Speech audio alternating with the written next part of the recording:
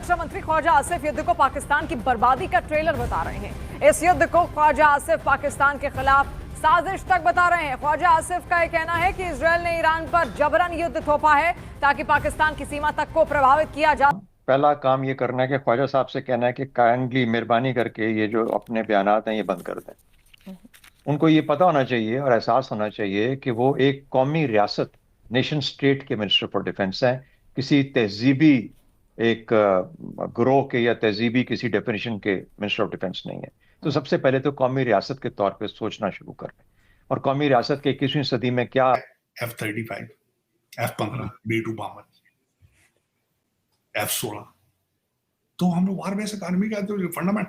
और दूसरा चीज सब उसमें देखे ना 250 बिलियन थोड़ी रकम रिपब्लिकन काट दी होनी ना बिचो को जो जेडे कॉन्ट्रैक्टर तमाशे सारे अमीर लोग को लुट पाई अन्नी पाई इसकी मजा ये तो। ज़ैगम साहब, ख्वाजा आसिफ ने गुफ्तगू में ये भी कहा कि जिन लोगों ने एटमी तौर पर किरदार अदा किया है उनकी तारीफ की, किसी हद तक सही बात कर रहे हैं, क्योंकि अगर हम ईरान, इराक, अफगानिस्तान, लीबिया, शाम, यमन देखें तो हमें नजर आता है कि इनका अंजाम किया हुआ समेत वेनेजुएला के, मगर नॉर्थ कोरिया को उधर का रुख नहीं किया गया। तो ये साबित करता है कि एटमी ताकत ही कौमी सालमियत का एक अनकहा हथियार बन चुका है। मैडम शेख, पहली बात है साथ खड़े होने का मतलब होता है साथ खड़े होकर लड़ना। अच्छा। और साथ खड़े होने का मतलब होता है जिसका कोई फर्क पड़े। हाँ, ये बिल्कुल सही है कि आपसी उन्होंने इख्तलाफात वक्ती तौर पर खत्म कर दिए और हमारी फिजा इस्तेमाल ना करें, हमारा ये ना करें। क्या आप समझते हैं कि कोई मुल्क इस जोगा है 2-4 मुल्कों के अलावा कि वज़ीर दिफा पाकिस्तान को पता होना चाहिए कि एक कैबिनेट की जॉइंट रिस्पॉन्सिबिलिटी होती है। जब एक वज़ीर बोलता है तो पूरी काबीना बोलती है, उसका मतलब होता है कि हुकूमत पाकिस्तान बोल रही है।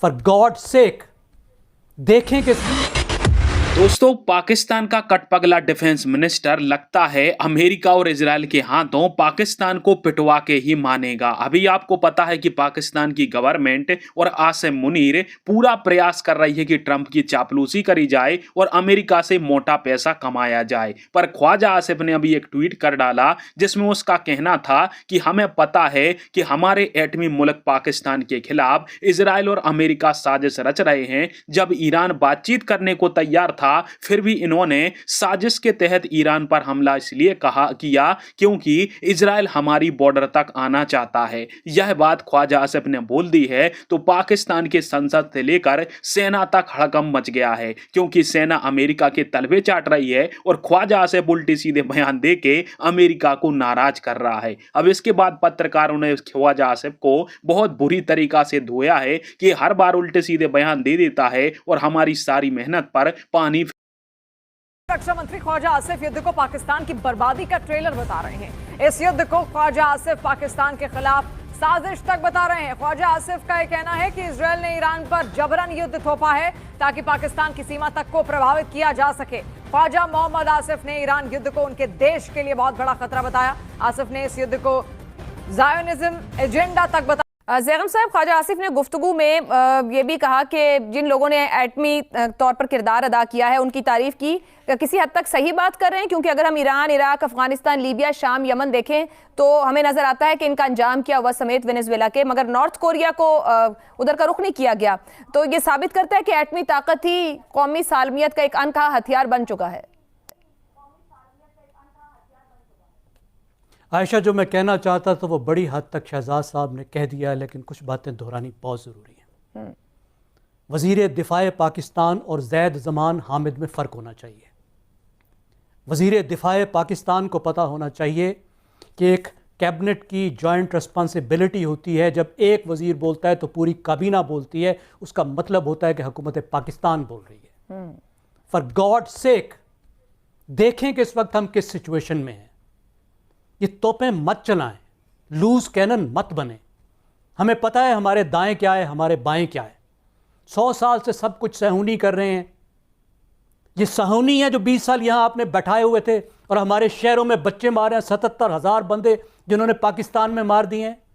कि दाढ़ियों वाले पगड़ियों वाले सहूनी हैं। ये हमारे मशरिक में जो हमें ख़तरा है वो सहूनियों से है। ये जो हिंदुस्तान बैठा हुआ है जिनके साथ जंगें होती हैं। मतलब ये कैसी बातें हैं? ये वो स्टीरियोटाइपिंग है जो उन्होंने ज़ुबान इस्तेमाल की है जिसको तमाम दुनिया में एंटी सेमेटिक ज़बान समझा जाता है, और जो बैनुल-अक़वामी डिप्लोमेसी की पॉलिटिकल साइंस की ज़बान समझता है वो जानता है कि आज की दुनिया में इस रेटरिक, इस तरह की बयानबाजी का नतीजा क्या होता है, किस तरफ तनाई की तरफ ले जाता है। हमें मालूम है हमें इसराइल से कितना खतरा है।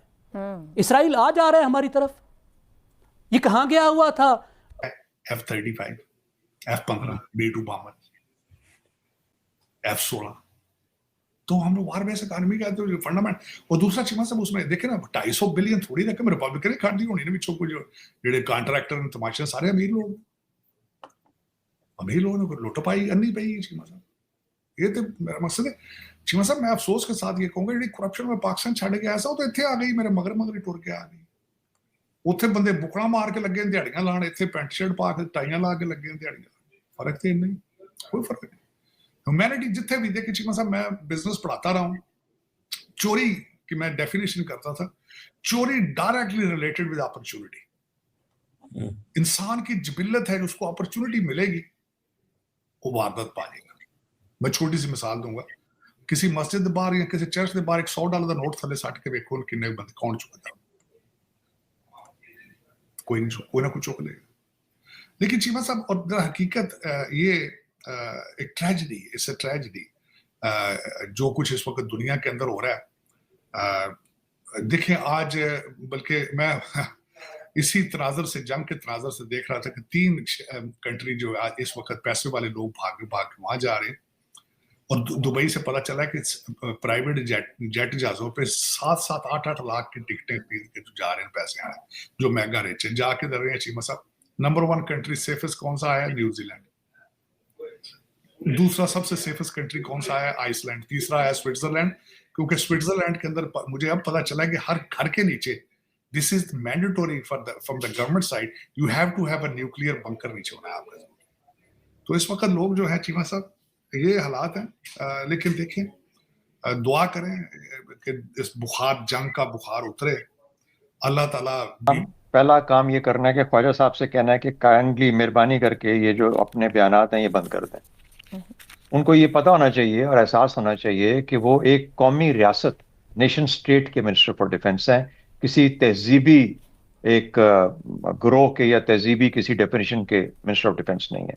तो सबसे पहले तो कौमी रियासत के तौर पे सोचना शुरू करें और कौमी रियासत के 21वीं सदी में क्या अवामिल होते हैं उसको समझने की कोशिश करें। दूसरा, उन्हें ये पता होना चाहिए कि हमारा माशरती ढांचा बहुत सारी फॉल्ट लाइन्स के ऊपर बना हुआ है, उसके अंदर फंसी हुई हैं, छुपी हुई हैं फॉल्ट लाइन्स। उन फॉल्ट लाइन्स को किसी भी तरीके से, किसी नारे से उजागर करना और सामने लेके आना, किसी